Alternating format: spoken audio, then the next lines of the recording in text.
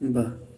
Bangladesh cricket বোর্ডের পরিচালক জনাব নাজমুল ইসলামকে তার সকল দায়িত্ব এবং পদ থেকে অব্যাহতি প্রদান করা হয়েছে।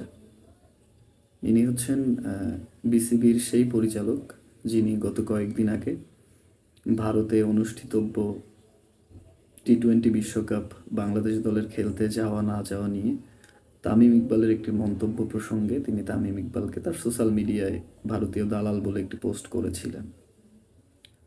তো এই পোস্ট করার কারণে তখন আসলে নানা রকম আলোচনা সমালোচনার সৃষ্টি হয়।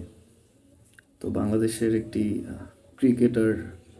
ক্রিকেটারদের সংগঠন তারা একটি সংবাদ সম্মেলন করে। সেই সময়ে তার এই মন্তব্যের জন্য তাকে ক্ষমা চাইতে হবে, এরকম একটা সংবাদ বিজ্ঞপ্তি তারা প্রকাশ করে এবং সংবাদ সম্মেলনে এরকম একটা দাবি তারা জানায়।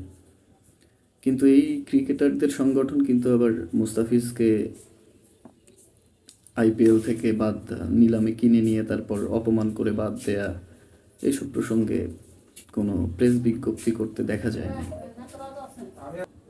তো মুস্তাফিজ ইস্যুতে কথা না বললেও তারা তামিম ইস্যুতে ঠিকই সংবাদ সম্মেলন করেছে এবং তারা একটি দাবি জানিয়েছে। কিন্তু সেই পরিচালক তিনি তার মন্তব্যে আসলে অটল ছিলেন। তিনি বলছেন যে তিনি তার ব্যাখ্যায় বলেছেন, তিনি যা বলেছেন লজিক্যালি বলেছেন। তো এরপর সেই ক্রিকেটারদের সংগঠন তারা ক্রিকেট বর্জনের ডাক দেয়। তো তারা এত বছর যাবৎ ক্রিকেট খেলে কিচ্ছু শিখতে পারে নাই, তারা আবার ক্রিকেট বর্জনের ডাক দেয়। তারা বোর্ডের পরিচালকের পদত্যাগের জন্য ক্রিকেট বর্জন করবে হুমকি দেয়। তারা একটি টুর্নামেন্ট চলন্ত অবস্থায় তারা মাঠে থাকার যখন কথা তারা প্রেস বিজ্ঞপ্তিতে যায়। তো আমি যদি ধরেও নেই যে পরিচালক নাজমুল ইসলাম সাহেব তার কোড অফ কন্ডাক্ট লঙ্ঘন করেছেন, তিনি যে মন্তব্যটি করেছেন সেটা তার রুলসের পরিপন্থী, তো সেজন্য তাকে শাস্তি দেয়া হয়েছে, খুব ভালো কথা। তো এই যে সকল ক্রিকেটাররা একটা চলন্ত টুর্নামেন্ট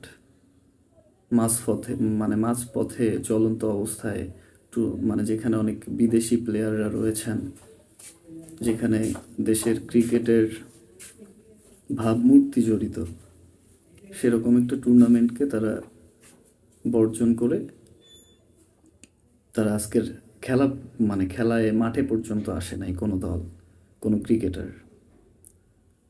তো তাদের তো এটা অবশ্যই কন্ট্যাক্টের মধ্যে পড়ে না, এটা তো অবশ্যই তাদের রুলসের পরিপন্থী। একজন ক্রিকেটার তো এরকম করতে পারে না। তো তাদের শাস্তি আসলে হওয়া উচিত কিনা বা বোর্ড তাদের ব্যাপারে কি সিদ্ধান্ত নেবে সেটা অবশ্যই দৃশ্যমান হতে হবে।